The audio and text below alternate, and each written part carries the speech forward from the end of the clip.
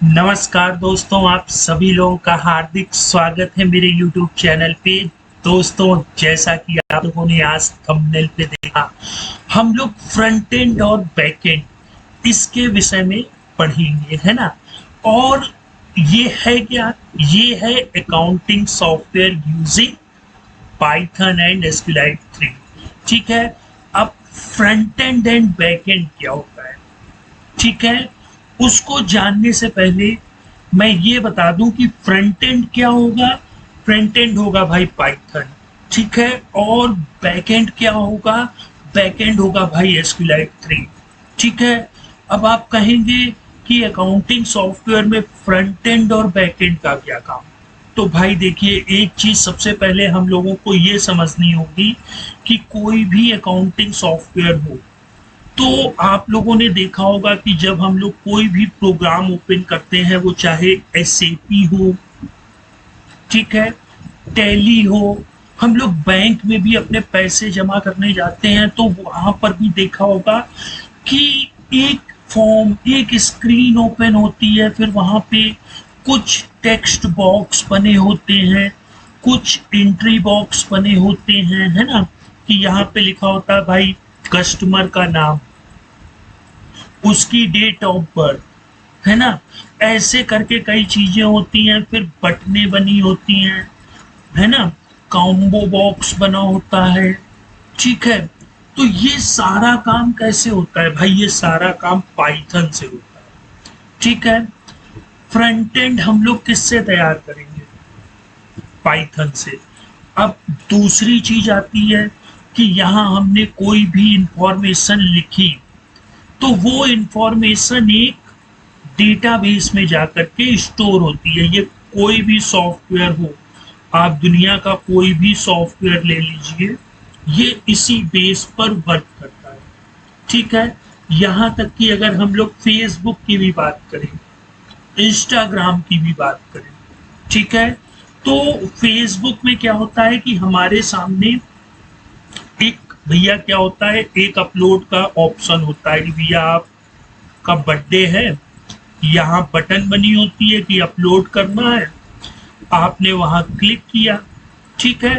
तो वो पूछता है भैया कहाँ फोटो है, आपने अपना या किसी को बर्थडे विश करना है तो यहाँ पे अपलोड कर दिया। अब वो हमको तो दिख जाता है, लेकिन वो डेटा स्टोर कहाँ होता है? फेसबुक के क्लाउड डेटाबेस में, ठीक है। तो दुनिया में, इस दुनिया में जितनी भी चीजें हैं, वो मैं अकाउंटिंग सॉफ्टवेयर की ही बात नहीं कर रहा हूँ, अभी मैं अदर चीजों की बात कर रहा हूँ। आप मोबाइल फोन ही ले लीजिए, तो आपने अपने रिलेटिव्स के फोन नंबर सेव कर रखे होंगे।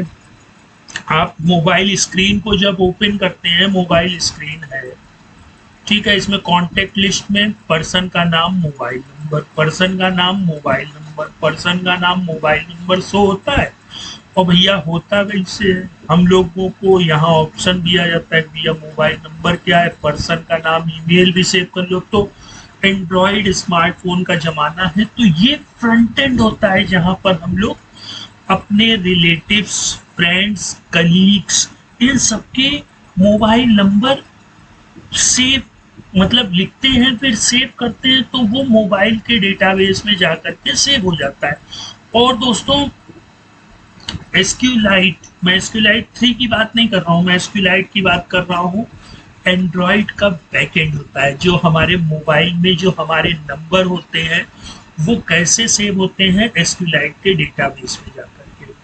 तो आज के ट्यूटोरियल का बस मेन मकसद ये है कि आप लोग front end and back and को समझें।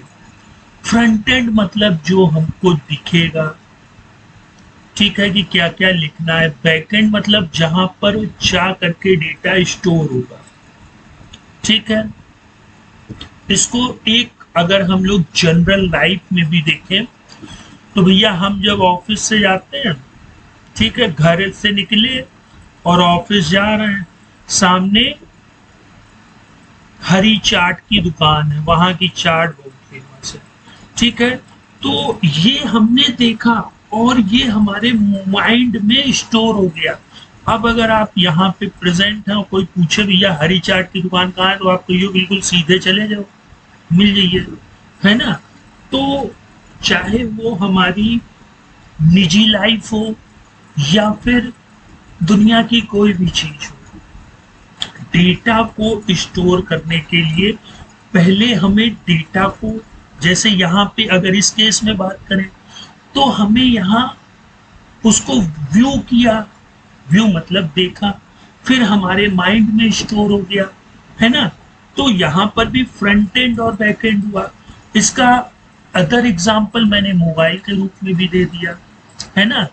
और दुनिया का कोई भी आप सॉफ्टवेयर ले लीजिए, ठीक है। यूट्यूब की ही अगर बात करें तो मेरी तरीके मैं तो बहुत छोटा यूट्यूबर हूँ, जो बड़े बड़े यूट्यूबर हैं वो भी क्या कर रहे हैं, उन्होंने अपना वीडियो बनाया, वो फ्रंट एंड हो गया, ठीक। आप लोग देख रहे हैं वीडियो, वो भी फ्रंट एंड हो गया। लेकिन ये स्टोर कहाँ हो रहा है, यूट्यूब के क्लाउड डेटाबेस में, है ना, या इसे इस तरह से कह सकते हैं यूट्यूब के सर्वर में। आप लोग बैंक जाते हैं, स्टेट बैंक में गए, सबसे ज्यादा जो घटना होती है वो स्टेट बैंक में होती है, और होती क्या है, पहुंचे सर पासबुक प्रिंट करवानी, भैया सर्वर नहीं आ रहा, कल है। तो सर्वर मतलब क्या, जहां स्टेट बैंक में जितने भी हैं इस इंडिया में या आउटसाइड इंडिया, वो सब एक सर्वर से कनेक्ट है, ठीक है। उनका जो कंप्यूटर है, जो सिस्टम है, वो डब्बा है, वहां कोई डेटाबेस आपको नहीं मिलेगा। डेटाबेस कहाँ मिलेगा, सर्वर पे, क्लाउड में। अब इसको इस ढंग से भी दोस्तों हम लोग समझ सकते हैं कि एक तो ये हमारा स्टेट बैंक हो गया उत्तर प्रदेश, है ना, ये हो गया हमारा पश्चिम बंगाल, ये हो गया हमारा महाराष्ट्र, है ना। अब उत्तर प्रदेश में कानपुर, लखनऊ, वाराणसी, है ना। इसी तरह बंगाल में कोलकाता और भी जो सिटी हो, मुंबई में महाराष्ट्र, पुणे।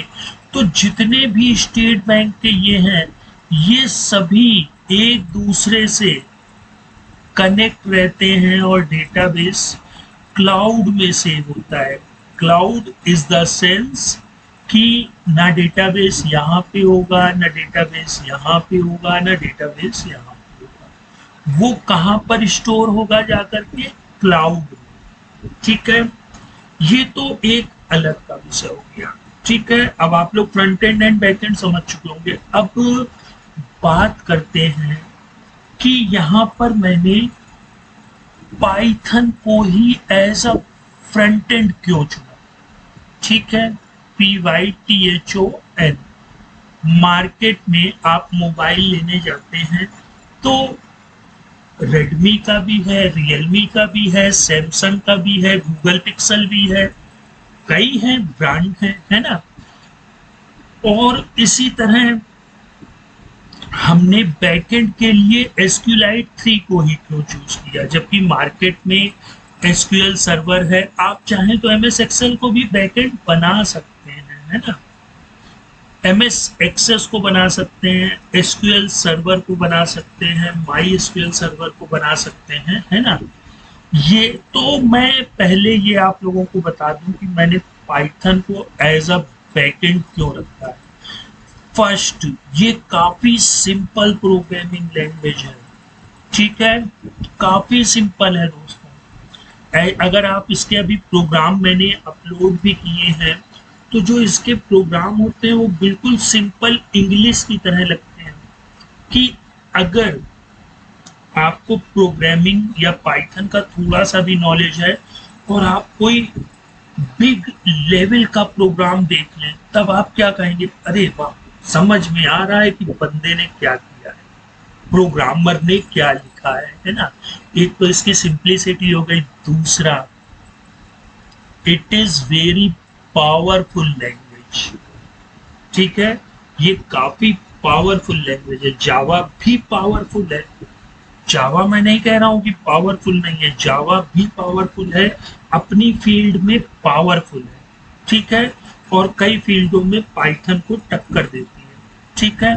लेकिन हमें यहाँ पे किसी को लड़वाना नहीं है कि हाँ भैया हम पाइथन और जावा के बीच युद्ध करा दें, है ना, वो सब नहीं कराना है, ठीक है।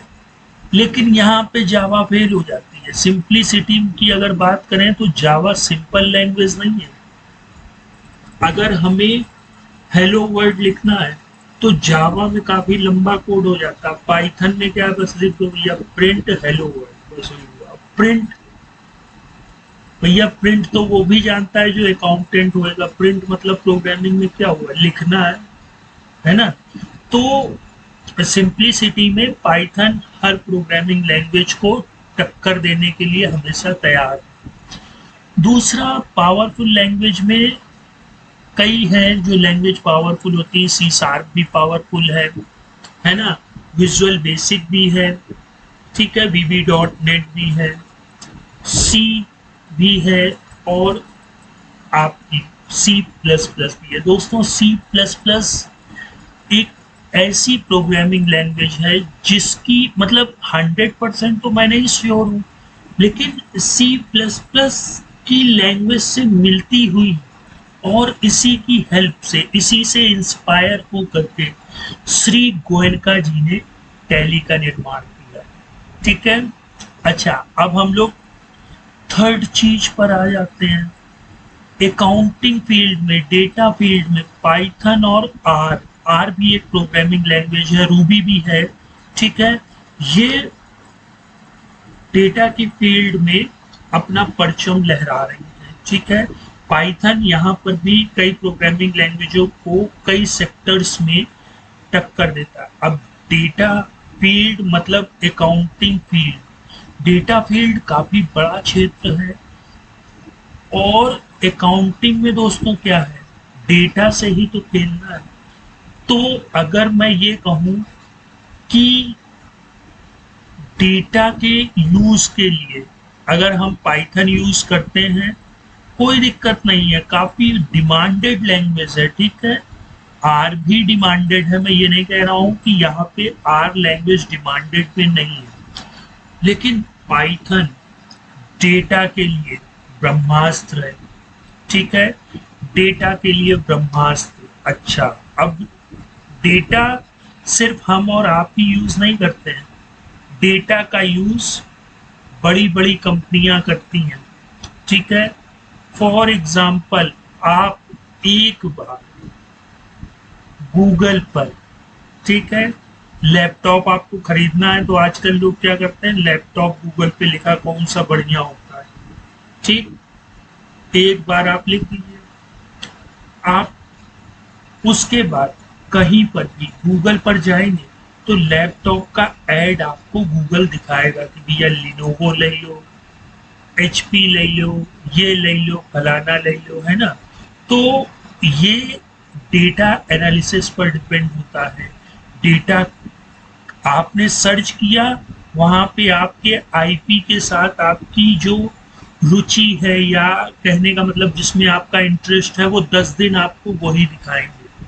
तो ये IP एड्रेस पकड़ा आपका, फिर आपको ही दिखा दिया, है ना।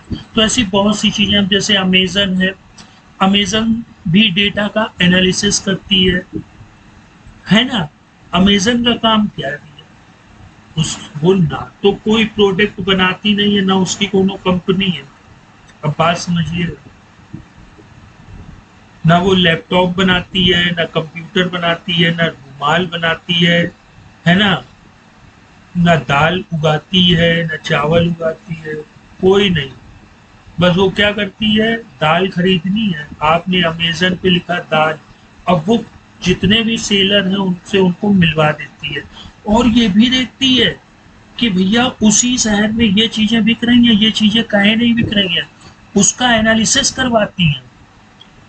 अमेजन कंपनी के लिए एक छोटी सी भी चीज, एक छोटी सी भी चीज, फॉर एग्जाम्पल कानपुर में ही 2 लोकेशन है, ठीक है, यहाँ पे दाल बिक रही है और यहाँ पे भी दाल बिक रही है। यहाँ पे भी मान लेते हैं 100 किलो का ऑर्डर आ रहा है, और यहाँ पे भी 100 किलो का ऑर्डर आ रहा है, ठीक है, 110 का आ रहा है, अमेजन कह रहे हैं ठीक है 110 किलो अभी ठीक है।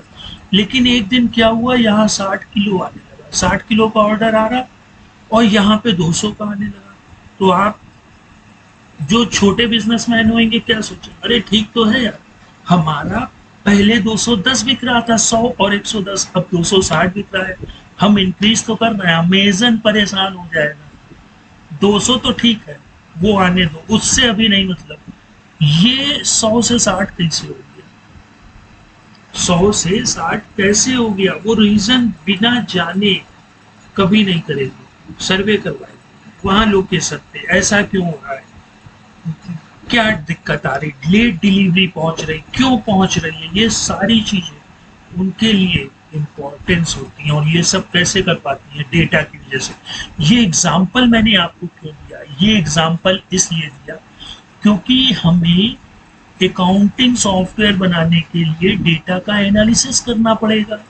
एसएपी क्या कर रहा है, वाई एसएपी इज 1000 गुना बेटर टैली, एंड टैली बच्चों का सॉफ्टवेयर है। एसएपी में काफी ट्रिवियलिटी होती है। एसएपी ये नहीं कि टैली खरीद रहा है, यूट्यूब देख रहा है, सीख रहा है। एसएपी के लिए प्रॉपर ट्रेनिंग की जरूरत होती है दोस्तों, ठीक है। और टैली का डेमो आपको मिल जाएगा, एसएपी का डेमो भी खरीदेंगे ना तो उसमें पैसे लगते हैं, ठीक। अब टैली इतनी कमजोर और एसएपी इतनी पावरफुल क्यों है, उसका एक ही रीजन है, मैंने आप लोगों को कई बार बताया कि Tally parent and child relationship 2 tier database structure है, ठीक है। यहाँ पे टैली में कई चीजें हैं जो ये खुद से डिसीजन नहीं ले सकते, आप ईडीएल की हेल्प भी करेंगे तब भी नहीं ले सकते। लेकिन एसएपी में क्या है, मल्टी टियर है, ठीक है। यहाँ कोई किसी का पेरेंट नहीं है, कोई किसी का चाइल्ड नहीं है, यहाँ पे 100 चीजों को आपस में लिंक करके जिसको चाहे उसको पेरेंट बनाए, जिसको चाहे उसको चाइल्ड। मतलब सन्ड्री डेटर्स के अंदर हरि राम, हरि मोहन, हरि सिंह, है ना, गीता सिंह और फलाने सिंह, यही होते हैं। तो सन्ड्री डेटर वो आपको लिस्ट दिखा देता है। लेकिन यहाँ पे कोई किसी का पेरेंट नहीं, कोई भी किसी का पेरेंट बन सकता है, कोई भी किसी का चाइल्ड बन सकता है। अब बात ये आती है कि ये कैसे होता है, तो ये इनके डेटाबेस स्ट्रक्चर्स की वजह से होता है। अब डेटाबेस के लिए आप SQLite 3 को भी यूज कर सकते हैं, SQL सर्वर को भी यूज कर सकते हैं, और भी मार्केट में कई चीजें अवेलेबल हैं। अच्छा, अब दूसरी चीज आती है कि पाइथन आप लोग मिलेगी कहाँ से, तो पाइथन के लिए आप गूगल में ब्राउजर ओपन कर लीजिए, बस लिखिए पाइथन डाउनलोड, या सिर्फ पाइथन लिखेंगे, पाइथन की वेबसाइट पर पहुंचेंगे, पाइथन डाउनलोड हो जाएगा, ठीक है।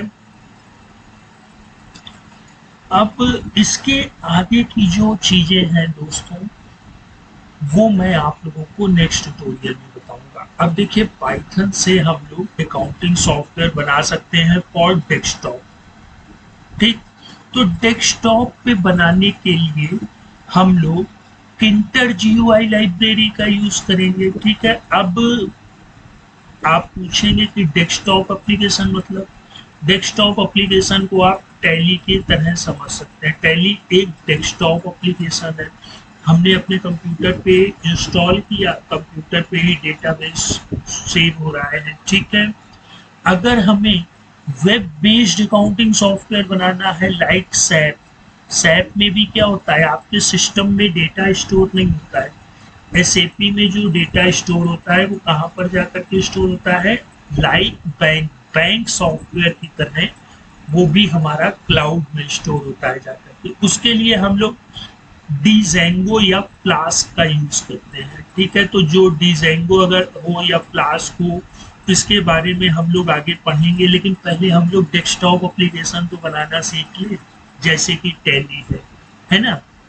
अच्छा दोस्तों, मैं यहाँ टैली की कोई बुराई नहीं कर रहा हूँ, टैली में जो कमी है वो बता रहा हूँ। भाई कोई चीज टैली मल्टी यूजर 55,000 में मिल जाती है ना, 55,000 में, लेकिन वही SAP करोड़ों में मिलता है, ठीक है। तो आप लोग डिफरेंस समझ चुके होंगे, ठीक है। कि भाई आप इस तरह से समझ लीजिए कि आज के समय में मार्केट में, मैं एक छोटा सा एग्जांपल देता हूँ आपको, चावल 25-30 रुपए किलो भी मिल जाएंगे और बहुत से चावल 80-90 रुपए किलो भी मिलते हैं। फर्क आप लोग दोनों जानते हैं। आपने चावल 30 रुपए वाले खाइए और 90 रुपए वाले खाइए, तो दोनों में फर्क है, वो आप जान रहे होंगे। अगर 90 रुपए वाला चावल घर में पका है तो पड़ोसी को भी खुशबू पहुंच जाएगी, है ना। 30 रुपए किलो चावल बना है तो आप खुद ही मुंह बनाता है, अरे यार मजा आ गया, है ना। तो यही रेट डिफरेंस होता है और यही टैली और सैप में भी फर्क है। अच्छा दोस्तों, अब मैंने यहाँ पाइथन का यूज क्यों किया, क्योंकि वो डेटा एनालिसिस के लिए काफी पावरफुल लैंग्वेज है। हम टैली टीडीएल से बेटर चीजें पाइथन में कर सकते हैं, ठीक। अच्छा, अब हम लोग अभी अपने सॉफ्टवेयर का जो बेस रखेंगे वो टैली ही रखेंगे, है ना, क्योंकि अभी टैली बेस्ड सॉफ्टवेयर हम बनाने की कोशिश कर रहे हैं, ठीक है दोस्तों। टैली में बाय डिफॉल्ट ये ग्रुप बने होते हैं, हमको विजिबल हो रहे हैं कि नहीं। तो ये फ्रंट एंड है, ये क्या है दोस्तों, फ्रंट एंड। अब टैली ने भी किसी ना किसी प्रोग्रामिंग लैंग्वेज का, जो कि C++ से मिलती जुलती है, या हो सकता है C++ हो, उसकी सहायता से फ्रंट एंड तो दिख रहा है। अब अगर इसका दूसरा भी एग्जांपल देखें तो यहाँ पे हम लोग क्या करते हैं, ग्रुप का नाम, उसका पेरेंट, ठीक है, तो ये तो फ्रंट एंड हो गया। अब ये कहीं ना कहीं जा करके स्टोर हो रहा होगा, है ना, वो टैली का डेटाबेस हो गया। हम लोगों को भी क्या करना है, फ्रंट एंड के लिए हम लोग पाइथन का यूज करेंगे और डेटाबेस स्टोरेज के लिए SQLite 3 का यूज करेंगे, ठीक है। तो दोस्तों ये थोड़ा सा लंबा प्रोसेस हो गया। अब आप कहेंगे अकाउंटिंग सॉफ्टवेयर तो बनाना बता नहीं रहे हैं और दूसरी चीजें बता रहे हैं, तो दोस्तों ये भी काफी इम्पोर्टेंट चीजें थी, हम लोगों को ये चीजें आनी चाहिए, है ना। तो अब दोस्तों नेक्स्ट टाइम हम लोग पाइथन और SQLite 3 का यूज करके और भी चीजें एनालिसिस अंडरस्टैंड करेंगे, ठीक है। मैं यहाँ पर आपको पाइथन की कई बारीकियां बता चुका हूं, लेकिन यहाँ पर मैं री बताऊंगा। री मतलब दोबारा, है ना, अगेन, ठीक। ऐसा क्यों, क्योंकि देखिए अभी तक मैंने पाइथन का यूज सिर्फ छोटे छोटे प्रोग्रामों में बताया था, लेकिन ये हम लोगों के लिए क्या है दोस्तों, कि काफी इम्पोर्टेंट चीज है। आगे हम लोग इसका यूज करेंगे। तो अब दोस्तों मैं आप लोगों से विदा लेता हूं और अब हम लोग नेक्स्ट टाइम मिलते हैं एक बेहतरीन टॉपिक के साथ। तब तक आप लोग यूट्यूब पर बने रहिए, प्रसन्न रहिए। गुड बाय दोस्तों।